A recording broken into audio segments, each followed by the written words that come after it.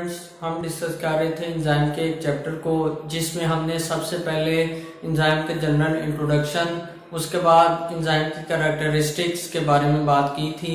आज का हमारा टॉपिक है mechanism of enzyme action. Mechanism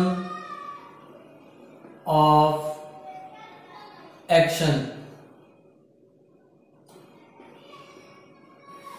इस लेक्चर में हम पढ़ेंगे कि एंजाइम में लिविंग ऑर्गेनिज्म में किस तरह काम करता है और इसके स्ट्रक्चर मॉडल कौन से हैं और इन स्ट्रक्चर मॉडल में क्या डिस्कस किया गया है।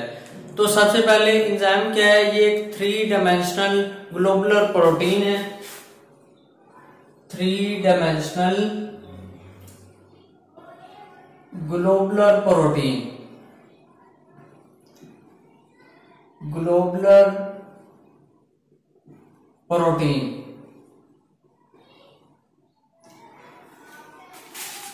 एंजाइम क्या है? ये एक प्रोटीन है जिसमें ग्लोबुलर स्ट्रक्चर पाया जाता है और ये अपनी नेचर के लिहाज से बहुत ही ज्यादा स्पेसिफिक होते हैं। एक single chemical reaction single enzyme के जरिए कैटालाइज या एक्सीलरेट होता है और इस रिएक्शन में सबसे पहले क्या होता है कि सबस्ट्रेट जो है एंजाइम के साथ अटैच होते हैं।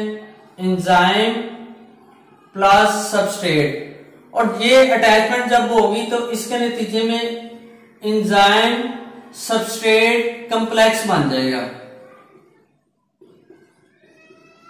और एंजाइम सबस्ट्रेट कॉम्प्लेक्स बनने के बाद दोबारा क्या होगा कि एंजाइम सेपरेट हो जाएगा और सबस्ट्रेट के नतीजे में प्रोडक्ट बन जाएंगे। प्रोडक्ट इसके नतीजे में बन जाएंगे। लेकिन कुछ केसेस में एंजाइम जो है वो सीरीज ऑफ केमिकल रिएक्शन में इन्वॉल्व होते हैं और इस तरह जो सबस्ट्रेट है वो एंजाइम चेन के जरिए गुजरते हुए प्रोडक्ट में चेंज होता है। मतलब एक सबस्ट्रेट है वो एंजाइम 1, उसके बाद दूसरा सबस्ट्रेट है एंजाइम 2 उस पे एक्ट करता है,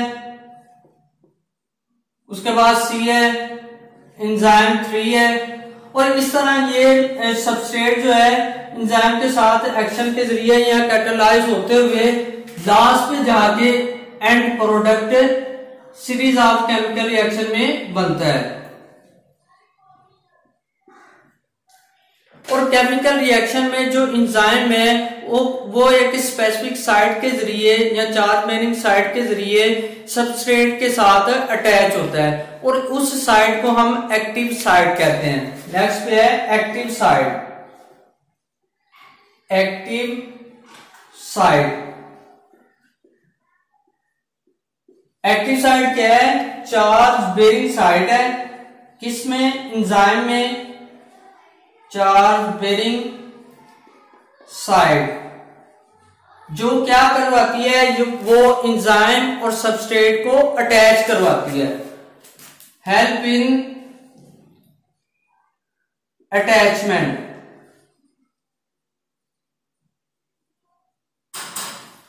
और इस एक्टिव साइट को भी फर्दर 2 टाइप्स में डिवाइड किया जाता है। सबसे पहली है बाइंडिंग साइट।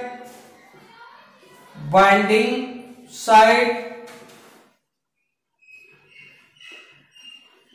और सेकंड पे है catalytic site. Catalytic site. Binding site का काम क्या होता है कि एंजाइम को सबस्ट्रेट के साथ अटैच करवाने के लिए सबस्ट्रेट को सबसे पहले रिकॉग्नाइज करवाती है। मतलब वो चेक करती है कि ये स्पेसिफिक एंजाइम इस स्पेसिफिक सबस्ट्रेट के साथ अटैच हो सकता है या नहीं। रिकॉग्नाइज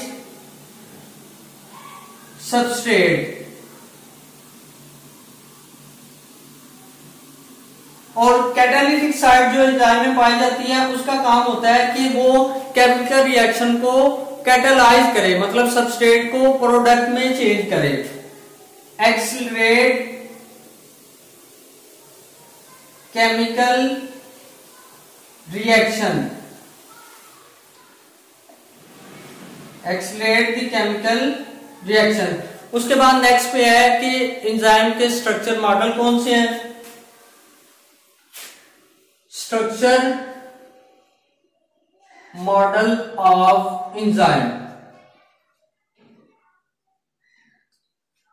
और एंजाइम में मौजूद पाई जाने वाली जो एक्टिव साइट है उसका सबस्ट्रेट के साथ जो इंटरेक्शन है, इस इंटरेक्शन की बेस पे एंजाइम के दो मॉडल स्ट्रक्चर मॉडल पेश किए गए हैं। सबसे पहले है लॉक एंड की मॉडल। लॉक एंड की मॉडल,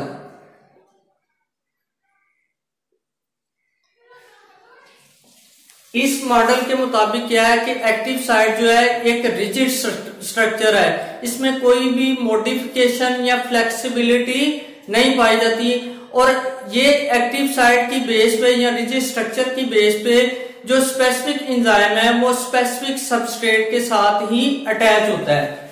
इस मॉडल के मुताबिक क्या है, रिजिड स्ट्रक्चर है एक्टिव साइट का,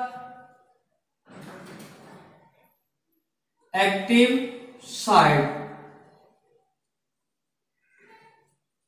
और इसमें कोई भी मॉडिफिकेशन नहीं पाई जाती, नो फ्लेक्सिबिलिटी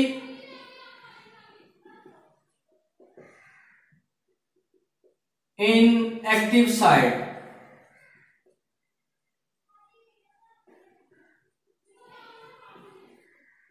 और इस मॉडल को इमेल फिशर ने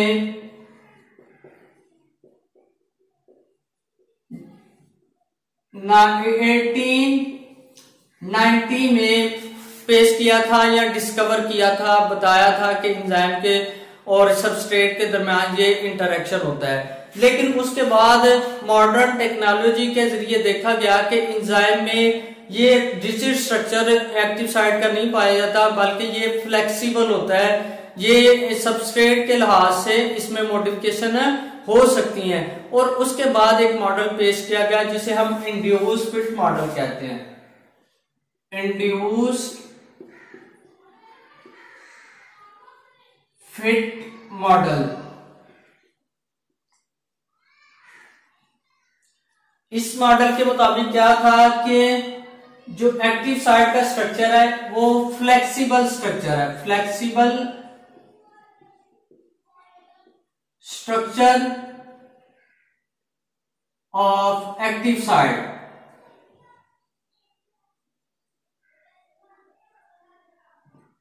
और उसने बताया था कि जो एंजाइम है किसी भी केमिकल रिएक्शन में जब इन्वॉल्व होता है तो वो स्पेसिफिक तो होता है सबस्ट्रेट के लिहाज से, लेकिन उसमें स्ट्रक्चर के लिहाज से मॉडिफिकेशन हो सकती हैं। Change in structure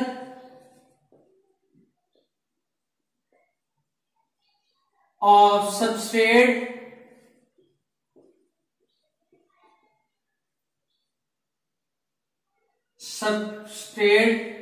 with respect to enzyme, with respect to